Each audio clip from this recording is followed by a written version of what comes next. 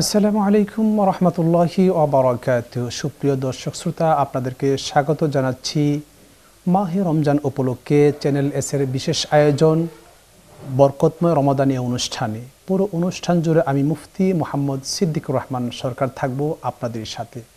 দর্শক, এই অনুষ্ঠানে আমরা মাহে রমজান কেন্দ্রিক বিভিন্ন গুরুত্বপূর্ণ বিষয় নিয়ে আলোচনা করে থাকি। আর আজ আমরা আলোচনা করব মাগফিরাতের মাস মাহে রমজান এই বিষয়টি নিয়ে। এই বিষয়ে যারা আলোচনা করবেন, চলুন তাদের সাথে আমরা পরিচিত হয়ে নেই। আমার ডান পাশে যিনি বসে আছেন, মুফতি আসোমো ইয়াকুব হোসেন আল কাদেরী, আরবি প্রভাষক, কাদেরিয়া তৈবিয়া আলিয়া কামিল মাদ্রাসা, মোহাম্মদপুর, ঢাকা। আসসালামু আলাইকুম ওয়া রাহমাতুল্লাহি তাআলা ওয়া বারাকাতুহু। আমাদের সাথে আরও আছেন হাফেজ হজরত মাওলানা মোহাম্মদ আল আমিন হুসাইন, খতিব, কামারজুরি বদরুদ্দিন জামে মসজিদ, হারিকেন, গাজীপুর, ঢাকা। আসসালামু আলাইকুম ওয়া রাহমাতুল্লাহি ওয়া বারাকাতুহু। প্রিয় দর্শক, আলহামদুলিল্লাহ আমরা সম্মানিত আলোচকদের সাথে পরিচিত হয়ে নিলাম। আল্লাহ সুবহানাহু ওয়া তাআলা বিশেষ করে এই উম্মতে মুহাম্মদীকে বিশাল একটি নিয়ামত দিয়েছেন পুরো এক মাস জুড়ে, সেটা হলো মাহে রমজান। এই মাহে রমজানকে প্রিয় নবী সাল্লাল্লাহু আলাইহি ওয়াসাল্লাম 3 ভাগে ভাগ করেছেন। প্রথম দশক হলো রহমত, দ্বিতীয় দশক হলো মাগফিরাত এবং তৃতীয় দশক হলো নাজাত।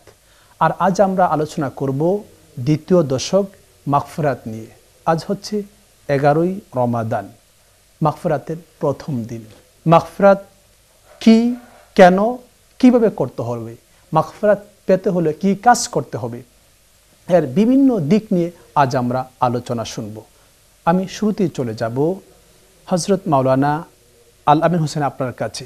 মাগফিরাত এই শব্দটি তো আরবি, মাগফিরাতের বাংলা কি, বা মাগফিরাত বলতে আমরা কি বুঝি? ধন্যবাদ আপনাকে, চমৎকার একটি প্রশ্ন করেছেন এই মাহে রমজানের মাগফিরাতের সময়। মাগফিরাত এটা আরবি শব্দ। মাগফিরাত মানে হচ্ছে ক্ষমা, দয়া, অনুগ্রহ। আল্লাহ পাক রব্বুল আলামিনের সিফতি অসংখ্য নাম রয়েছে।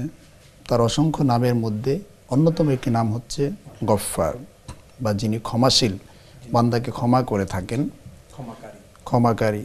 তো আল্লাহ রসুল সাল্লাল্লাহু তাআলা আলাইহি ওয়াসাল্লাম তার পবিত্র হাদিসে মোবারকের মধ্যে এই মাহে রমজানের তাৎপর্য বিশ্লেষণ করতে যে তিনি 3টা ভাগে বিভক্ত করে আমাদেরকে প্রথম দশক, দ্বিতীয় দশক এবং তৃতীয় দশক এভাবে বিশ্লেষণ করে রসুল বলতেছেন, প্রথম দশক হচ্ছে গিয়ে রহমত দিয়ে আল্লাহ ভরপুর করে রেখেছেন। দ্বিতীয় দশকের মধ্যে আল্লাহ বান্দার প্রতি মাগফিরাত করে থাকেন, অর্থাৎ বান্দার প্রতি আল্লাহ ক্ষমা ঘোষণা করতে থাকেন। সুবহানাল্লাহ। এখানে একটা চমৎকার বিষয় ফুটে ওঠে যে আমরা যদি কাউকে কিছু দিতে চাই বা ক্ষমা করতে চাই, তাহলে তার প্রতি প্রথমত আমার ভালোবাসা জন্মাতে হবে, তার প্রতি আমার অনুগ্রহ, অনুকম্পা, দয়া হতে হবে। তার মানে হচ্ছে যে এখানে আল্লাহ বোঝাচ্ছেন যে অর্থাৎ আমরা যখন আমাদের গুনাহের জন্য, যখন আমি যেমন স্বাভাবিকভাবে আপনার সাথে আমি একটা অন্যায় করে ফেলেছি, কিন্তু আমি অন্যায় নিয়ে খুব অনুতপ্ত, খুব লজ্জিত, খুব গিল্টি ফিল করছি, আর এটা আপনি যখন বুঝতে পারবেন তখন আপনি কিন্তু আমাকে এমনিতেই ক্ষমা করে দিবেন যে আসলে লোকটা আসলে একটা ভুল ক্রমে আমার সাথে অন্যায় করে ফেলেছে, লোকটা তো এখন খুব গিল্টি ফিল করছে, লোকটা নিজেকে খুব অপরাধী বোধ করছে, তখন কিন্তু আপনি আমার প্রতি আপনার দয়া হবে। ঠিক আল্লাহ বান্দাকে মাহে রমজান দিয়েছেন, মাহে রমজানের প্রথম 10 দিন হলো রহমতের। আপনি বলছিলেন চমৎকার। জি, যেমন আল্লাহ রসুল সাল্লাল্লাহু তাআলা আলাইহি ওয়াসাল্লাম এই ক্ষমা সম্পর্কে আমাদেরকে, রোজা সম্পর্কে যে হাদিস শরীফটা প্রসিদ্ধ, যে আল্লাহ রসুল সাল্লাল্লাহু তাআলা আলাইহি ওয়াসাল্লাম বলেছেন, মান সামা রমাদানা ঈমানাও ওয়া ইহতিসাবান গুফিরা লাহু মা তাকদ্দামা মিন যামবিক। যে আল্লাহ রসুল আমাদেরকে বোঝাচ্ছেন, যদি কোনো মুমিন ইমানদার মাহে রমজানে রোজা রাখে, ঈমানান ওয়া ইহতিসাবান, ঈমানের সাথে রোজা রাখাটা মানে হচ্ছে আল্লাহ পাক রব্বুল আলামিনের এই রোজাটাকে আমাদের অন্তর থেকে রাখতে হবে, কারো চাপে পড়ে নয়, বা সামাজিকভাবে লৌকিকতা রেখে নয়, বরং আল্লাহকে ভালোবেসে মহাব্বত দিয়ে ঈমানের সাথে রোজা রাখতে হবে। আর ইহতিসাবান মানে হচ্ছে গিয়ে সওয়াবের আশায়, এবং সাথে সাথে এই জিনিসটা খেয়াল রাখা যে আমার রমজানের সমস্ত কাজগুলি আমি কি যথাযথভাবে আদায় করতে পারছি কিনা, এবং আল্লাহ পাক রব্বুল আলামিনের কাছে সেই মাগফিরাত কামনা করা কায়ন ও মনোবাক্যে যে আল্লাহ আমাকে ক্ষমা করবেন, এই একটা হিসেব কষা যে আমার সমস্ত কাজগুলি ঠিকমতো হচ্ছে কিনা এবং এই ইবাদতের মাধ্যমে আল্লাহ আমাকে ক্ষমা করবেন কিনা, এই একটা আশা এবং ভালোবাসার মধ্য দিয়ে যখন কেউ রোজা পালন করে, আল্লাহ রাসূল সাল্লাল্লাহু আলাইহি ওয়াসাল্লাম বলতেছেন যে তার পিছনের জীবনের সমস্ত গুনাহ খাতা আল্লাহ মাফ করে দিবেন। সুবহানাল্লাহ। যেটা চমৎকার বলছেন মুফতি। আপনার কাছে আমি আবার আসবো। মুফতি আসম ইয়াকুব হোসেন আল কাদরি সাহেব, এই মাগফিরাতের মাস, এই যে আল্লাহ তাআলা রমজানের মধ্যে মাগফিরাত দিলেন এবং মাঝামাঝি দ্বিতীয় দশকে, আচ্ছা এই রমজানের সাথে এবং মাগফিরাতের সাথে এই দুইটার সম্পর্কটা আসলে মূলত কি? ধন্যবাদ বিজ্ঞ উপস্থাপক। আসলে আল্লাহ পাক রব্বুল আলামিন গফফার, আল্লাহ বলেন আনা গফফারুন লিমান তাবা ইলাইয়া, আনা গাফফারুন লিমান তাবা ইলাইয়া। কি চমৎকার কথা, আল্লাহু আকবার। যে আমার প্রতি তওবাকারী, ক্ষমা প্রার্থী, আমি তাকে ক্ষমা দান করি। সুবহানাল্লাহ, সুবহানাল্লাহ। এটা যে আমার দিকে ফিরে আসে তওবা করে নিজেকে ছোট করে ফেলে, আমি তাকে ক্ষমা করে দিই। আল্লাহু আকবার, আল্লাহু আকবার। এটা যে কোনো সময়। তার মানে আল্লাহ প্রথম 10 দিন সুযোগ দিলেন আমাদেরকে আল্লাহর কাছে ফিরে আসার জন্য। জি, চমৎকার। তো 12 মাসে আল্লাহ ক্ষমা করেন, কিন্তু এরপরে কিছু সিজন থাকে, মৌসুম। আমরা বলতে পারি যেমন মৌসুমি ফল, সেটা মৌসুমের মধ্যে সস্তা হয়, কিন্তু বেমৌসুমের মধ্যে তার দামটা অনেক গুণে বেড়ে যায়। তা আল্লাহ পাক রব্বুল আলামিন এরকম কিছু মৌসুম দিয়েছেন। আমি সব সময় ক্ষমাকারী, ক্ষমা চাইলেই আমি আল্লাহর সম্মান বৃদ্ধি পাই। আর সমস্ত মানব সন্তান তারা গুনাহগার, একমাত্র আম্বিয়া কেরাম ছাড়া। এটা আহলে সুন্নাত ওয়াল জামাতের আকীদা, আল আম্বিয়াউ মাসুমুন, নবীগণের কোনো গুনাহ নাই, কারণ গুনাহ করার মতো যে উপাদান আল্লাহ পাক তাদেরকে সেটা দেন নাই। সুবহানাল্লাহ। আর এই ছাড়া সমস্ত মানব, সমস্ত ইনসান গুনাহগার। গুনাহগার মানে আল্লাহর আদালতে আসামি। তা আসামি যতক্ষণ পর্যন্ত আসামির লিস্ট থেকে তার নামটা ক্যান্সেল করতে পারে নাই, তার জন্য মূলত কোনো আনন্দ, কোনো ঈদ উৎসব হতেই পারে না। এই জন্য আল্লাহ পাক রব্বুল আলামিন বলেন ওয়া খায়রুল খাত্তাইন আত তাওয়াবুন। তো যে আসামি তার আসামির লিস্ট থেকে তার নামটা ক্যান্সেল করতে পারলো, সে আমার কাছে উত্তম বান্দা। সবাই গুনাহগার, সবাই গুনাহ করে, আম্বিয়া ইকরাম ছাড়া।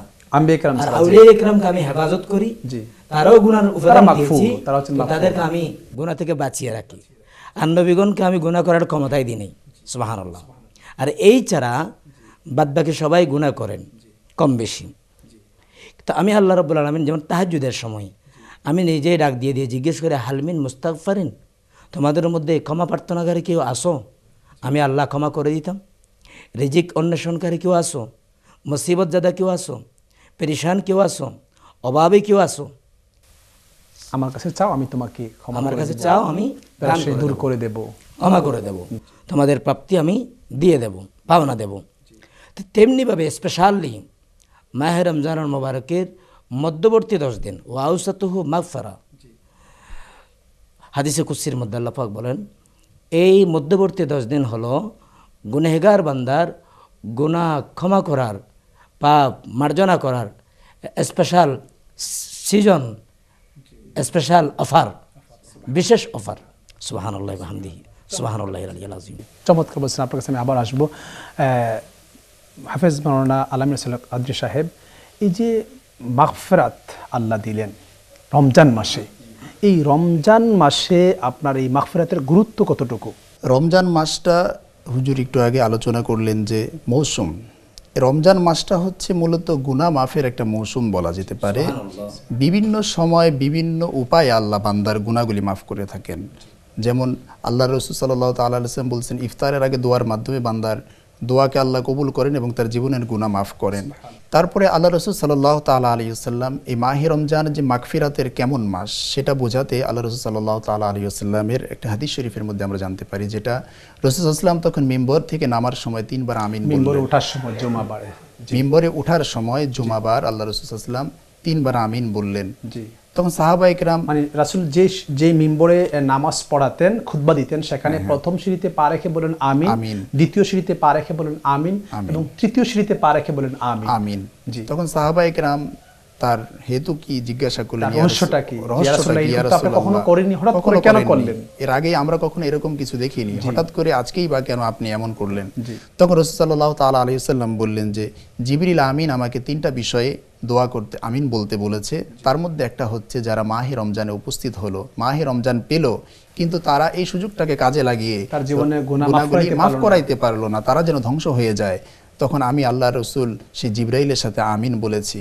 তো দেখেন এখানে কত ইম্পর্টেন্সি, যে তার মানে প্রিয় দর্শক বুঝতেই পারছেন, মাহে রমজান পেলাম, কিন্তু এই সুযোগ পাওয়ার পর যদি আমরা আমাদের জীবনের গুণাগুলি আমরা মাফ করাইতে না পারি, তাহলে আমরা হবে পোড়া কপালি। মোহতারাম, চমৎকার আপনি বলছেন। আমি আপনার কাছে আসবো বিরতির পর। প্রিয় দর্শক, আপনারা দেখছেন পবিত্র মাহে রমজান উপলক্ষে চ্যানেল এসের বিশেষ আয়োজন বরকতময় রমাদান। সময় হলো বিরতিতে যাওয়ার, আমাদের সাথেই থাকুন, কোথাও যাবেন না, ফিরছি আমরা কিছুক্ষণ পর।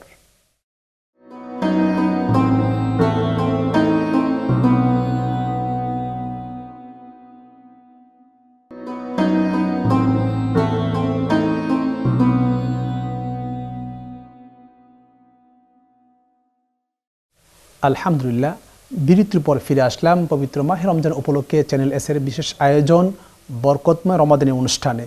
এতক্ষণ ধরে আমাদের সাথে থাকার জন্য আপনাদেরকে মোবারকবাদ জ্ঞাপন করছি। মুফতি আসম ইয়াকুব হোসেন কাদরী সাহেব, এই যে মাহে রমজান আল্লাহ আমাদেরকে দান করলেন, এর মধ্যে আল্লাহ তাআলা মাঝখানের দশকটা, দ্বিতীয় দশক হচ্ছে মাগফিরাতের, আমরা ক্ষমা পাবো। এখানে দেখা যায় আমরা তো অনেকে অনেক গুনাহ করে থাকি, তার মধ্যে গুনে কাবিরা, গুনে সাগিরা আছে। তো এই যে আমাদের সকল গুনাই কি আল্লাহ ক্ষমা করে দিবেন?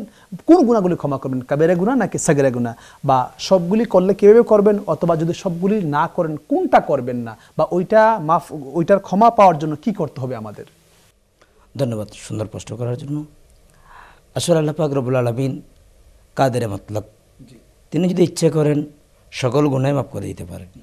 তবে কোরআন সুন্নাহর আলোকে আহলে সুন্নাত ওয়াল জামাতের যেটা আকীদা, সেটা হলো তাওবাবিহীন, তাওবা ছাড়া কাবিরা গুনাহ মাফ হবে না। কবিরা গুনাহ মাফ হওয়ার জন্য তওবা শর্ত, তাওবা প্রি কন্ডিশন। জি। তাওবা, হোয়াট ইজ তাওবা? জি। তাওবা কি? যেমন আমরা অনেকে, আমাদের একটা সাধারণ কনসেপ্ট আছে, সেটা হলো আমরা বা হুজুর ডেকে, হুজুর আমাকে একটু তওবা পড়িয়ে দেন।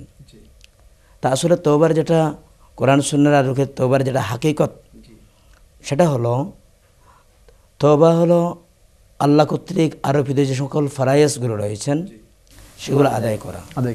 আমি গুনাহ করছি, যেখানে গুনাহ করছিলাম ওখান থেকে আবার ফিরে আমার মেইন ট্র্যাকে চলে আসা। প্রথম তওবা মানে ফিরে আসা। ফিরে আসা মানে আমি আল্লাহর বিধান থেকে দূরে সরে গিয়েছিলাম, আবার আল্লাহর বিধানের দিকে ফিরে আসা। ফিরে আসার ধরনটা কি? ধরনটা হলো ফরায়েজ আমি আদায় করে নিই। যেমন আমার জীবন থেকে ফরজ নামাজগুলো হারিয়ে গেল, সে ফরায়েজ ওয়াজিবাত আবার আদায় করতে শুরু করা। হকুকুল্লাহ, আল্লাহর হক, বান্দার হক। যেমন আমি বান্দার হক নষ্ট করলাম, কারো ভূমি জবরদখল করলাম, কারো অর্থ করে আত্মসাৎ করলাম, আর আমি রমজানের মধ্যে রোজা রাখলাম, আল্লাহর দরবারে ফরিয়াদ করলাম, তাহলে এটা ক্ষমা হবে না। তো ওই ক্ষেত্রে তওবা হলো ওই বান্দার পাওনা তাকে আদায় করতে হবে। আদায় করে তাহলে হুকুকুল্লাহ, আল্লাহর হক আদায় করা, বান্দার হক আদায় করা, এবং আদায় করতে থাকা। 12 বছর নামাজ পড়ে নেই, তো রমজানের 10 দিন, এই 10 দিনে তো ওই কাজা নামাজগুলো আদায় করা সম্ভব না। যতটুকু পারি করলাম, একটা।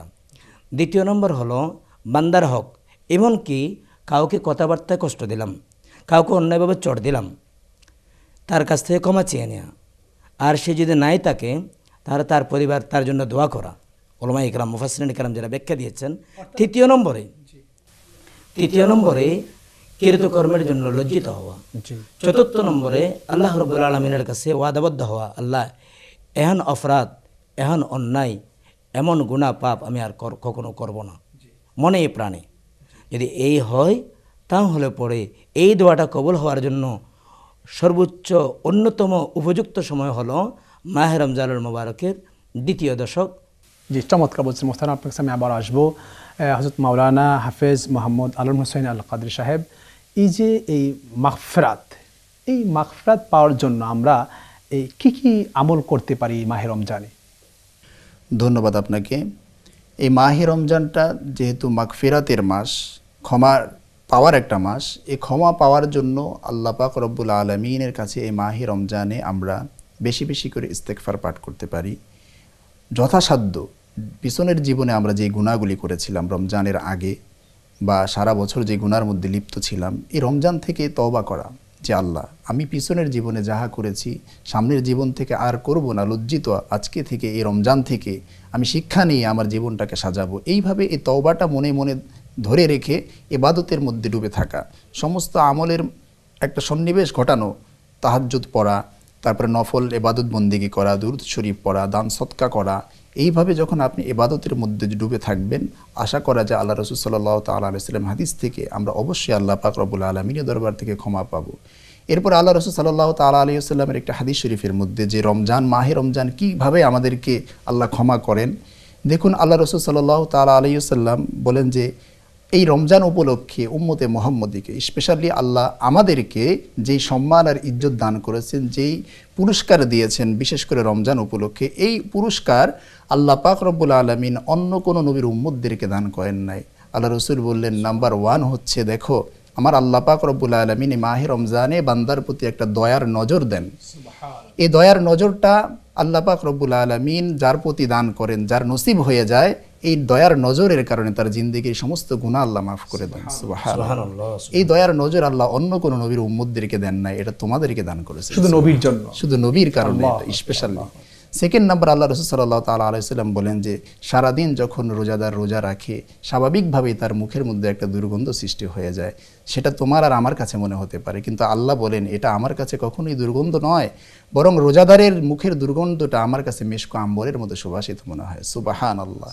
সেটা আল্লাহ একমাত্র উম্মতে মুহাম্মদীর কাছ থেকে এটা গ্রহণ করেছেন। আল্লাহ রাসূল সাল্লাল্লাহু আলাইহি ওয়াসাল্লাম আরও বলতেছেন শুধু তাই নয়, যারা রোজাদার, এই সমস্ত রোজাদারদের জন্য আল্লাহর সমুদ্রের সমস্ত প্রাণীগুলি বিশেষ করে মাছগুলি সারা দিন আল্লাহর কাছে মাগফিরাতের দোয়া করে, রোজাদারের জন্য আল্লাহ তুমি তাকে মাগফিরাত দান করো, তাকে ক্ষমা করো। এইভাবে ওই সমুদ্রের মাছগুলি সন্ধ্যা পর্যন্ত রোজাদারের জন্য মাগফিরাতের দোয়া করতে থাকে, যেটা একমাত্র উম্মতে মুহাম্মদীকে আল্লাহ দান করেছেন। সুবহানাল্লাহ। জি, চমৎকার বলছেন মুহতারাম। আপনার কাছে আমি আবার আসবো মুফতি ইয়াকুব হোসেন আল কাদরী সাহেব।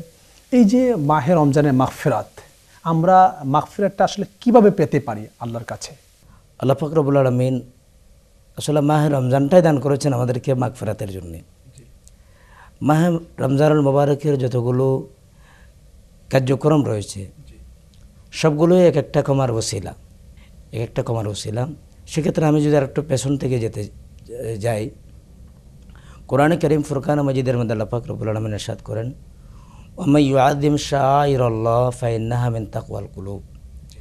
আমি আল্লাহর নিদর্শনকে যারা সম্মান করেন সেটা রুট অফ দ্য তাকওয়া, নামাজ তাকওয়া, ইবাদত তাকওয়া, রোজা তাকওয়া। তার মানে মুহতারাম এখান থেকে আমরা একটা বিষয়কে স্পষ্ট করতে পারি, সেটা হলো প্রিয় দর্শক, যে আমরা যত আমল করব, এটা নামাজ হোক, রোজা হোক, হজ হোক, যাকাত হোক, এই সব কিছু আমরা ভালোবেসে শ্রদ্ধার সাথে করব, শ্রদ্ধার সাথে করব। জি, যেন এই ইবাদত করা যেমন ইবাদত, আমল সওয়াব, এই ইবাদতের প্রতি সম্মান লালন পালন করা। নামাজ পড়া ইবাদত, কিন্তু নামাজের সম্মানটা মনে মনে লালন পালন করলাম, সেটা রুট অফ দ্য তাকওয়া। নামাজ তাকওয়া, রোজা রাখা তাকওয়া। এই জন্য আল্লাহর হাবিব আমাদেরকে শিক্ষা দিয়েছেন, উম্মত তোমরা দোয়া করো আল্লাহুম্মা বারিক লানা ফি রাজব ওয়া শাবান ওয়া বাল্লিগনা ইলা রমাদান। আচ্ছা, আমরা জানি হায়াত মুবারম, তাকদীরে মুবারম, অনট। এরপর নবীজি বলেন তুমি আল্লাহর কাছে কামনা করো, নিয়ত করো, আল্লাহ আমার হায়াতটা যদি রোজা পর্যন্ত নাও থেকে থাকে, তুমি অন্তত আমার হায়াতটারে বাড়িয়ে মাহে রমজান নসিব করিয়ে দাও। চমৎকার বলছেন আপনি মুফতি হযরত মাওলানা মোহাম্মদ আলামিন হোসাইন।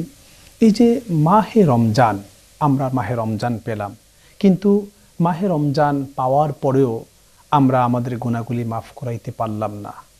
এই যে মাফ করাইতে পারলাম না, এই মাফ না করানোর পিছে কোন কাজগুলি আমাদের জন্য দায়ী, বা কোন কাজগুলিকে অ্যাভয়েড করলে আমরা এই ক্ষমার দিকে আসতে পারবো বা ক্ষমাটা আমরা পাবো? ধন্যবাদ আপনাকে। যে আল্লাহ রাসূল সাল্লাল্লাহু তাআলা আলাইহি ওয়াসাল্লাম হাদিস শরীফের মধ্যে যেটা আমরা আগেই আলোচনা করলাম, যে রাসূল সাল্লাল্লাহু আলাইহি ওয়াসাল্লাম বললেন যাদের সামনে রমজান আসলো অথচ তারা সেই রমজানের হক আদায় করে গুনাহ মাফ করাতে পারলো না, তাদের প্রতি আল্লাহ লানত এবং তার ধ্বংস হয়ে যায়। দেখুন, এই রমজান আসার পরে আমাদেরকে রমজানের প্রতি শ্রদ্ধা এবং এই রমজানকে সম্মান জানানোটা প্রথম থেকে শুরু করা। যেমন মাহে রমজান আগমন উপলক্ষে আমাদের নিজেকে প্রস্তুতি নেওয়া, মাহে রমজানের প্রস্তুতি। যেমন আল্লাহ রসুল অপর এক হাদিসের মধ্যে আমাদেরকে শিক্ষা দিয়েছেন যে রসুল সাল্লাম মাহে শাবান থেকেই রোজা রাখতে শুরু করতেন এবং সাহাবাদেরকে বললেন যে এটা হচ্ছে রমজানের প্রস্তুতিমূলক রোজা, যে রমজানকে স্বাগত জানানো, যে আমি রমজান আসলে আমার পরিপূর্ণভাবে মাহে রমজানের রোজাগুলি রাখবো, তাকওয়ার সাথে রাখবো, ইমানের সাথে রাখবো। এই প্রস্তুতিটা রমজানের পূর্বেই নিতে হয় এবং রমজান আসার পরে আমাকে নিজেকে আগে শুধরিয়ে নিতে হবে। মাহে রমজান উপলক্ষে আমি কোনো গুনায় জড়াবো না, আমার পরিবারকে কোনো গুনার মধ্যে আমি ঢুকতে দিব না, আমার ফ্যামিলি, আমার পরিবার, প্রতিবেশী সমস্ত কিছুকে আমি গুনাহ থেকে বাঁচিয়ে আল্লাহ এবং তার রসুলের সন্তুষ্টির জন্য চলতে হবে। এই প্রস্তুতিটা যদি আমরা না নিতে পারি, এইরকম একটা মন মানসিকতা যদি তৈরি করতে না পারি, আমরা এখানে কোনো দোয়া পড়তে পারি কি ক্ষমার জন্য? দোয়া অবশ্যই দোয়া করতে পারি, যে আল্লাহ রসুল সাল্লাল্লাহু তাআলা আলাইহি সাল্লামের শিখানো অনেক দোয়াই রয়েছে। আল্লাহুম্মা গফিরলি, হে আমাদের রব আপনি আমাদেরকে ক্ষমা করুন, বেশি বেশি করে। অথবা আল্লাহুম্মা আফুন তুহিব্বুল আফওয়া ফাআফু আন্নি ইয়া গফুর ইয়া গফুর ইয়া গফুর, এই দোয়াটা আমরা পড়তে পারি। দোয়া পড়তে পারি সারাক্ষণ বিভিন্নভাবে। অর্থাৎ মাহে রমজানের এই সময়টাকে আল্লাহ রাসূল সাল্লাল্লাহু আলাইহি ওয়াসাল্লাম বলছেন যে এই মাহে রমজানটা হচ্ছে ইবাদতের একটা শস্যক্ষেত্র। এই মাহে রমজানের সময়টাকে তোমরা হেলায় নষ্ট করে দিও না, সব সময় ইবাদতের মধ্যে থেকে এখান থেকে। চমৎকার বলছেন, আপনাদের অসংখ্য ধন্যবাদ জানাচ্ছি আমাদেরকে সময় দেওয়ার জন্য। প্রিয় দর্শক, মাহে রমজান, আমরা ক্ষমা পাওয়ার আজকের প্রথম দিন। আমরা যদি সমস্ত অন্যায় পাপাচার থেকে, নিষেধ কাজ থেকে নিজেকে বিরত রাখি এবং পূর্বের গুনাহের জন্য আল্লাহর কাছে যদি আমরা একেবারেই ছোট হয়ে যাই, আমরা যদি নিজের ভিতর অপরাধবোধ ফিল করি, তাহলে বিনয়ী হই এবং গিল্টি ফিল করি, আল্লাহ আমাদেরকে ক্ষমা করে দিবেন। চলুন না আমরা এই মাহে রমজানে ওয়াদাবদ্ধ হই যে আল্লাহ, জীবনে যত গুনাহ করেছি তার জন্য আপনার দরবারে আমরা ক্ষমা চাই এবং সামনের দিনগুলো আমরা নেক আমল করব, এই ওয়াদাবদ্ধ হয়ে যাই। আল্লাহ তাআলা আমাদের সবাইকে সেইভাবে কাজ করার তৌফিক এনায়াত করুন। সুপ্রিয় দর্শক শ্রোতা, দেখতে দেখতে মাহে রমজান উপলক্ষে চ্যানেল এসের বিশেষ আয়োজন বরকতময় রমাদান, এই অনুষ্ঠানের একেবারে শেষ পর্যায়ে চলে এসেছি। আজ এখানেই শেষ করতে হচ্ছে। দেখা হবে আগামীকাল একই সময় একই অনুষ্ঠানে। সেই পর্যন্ত ভালো থাকবেন।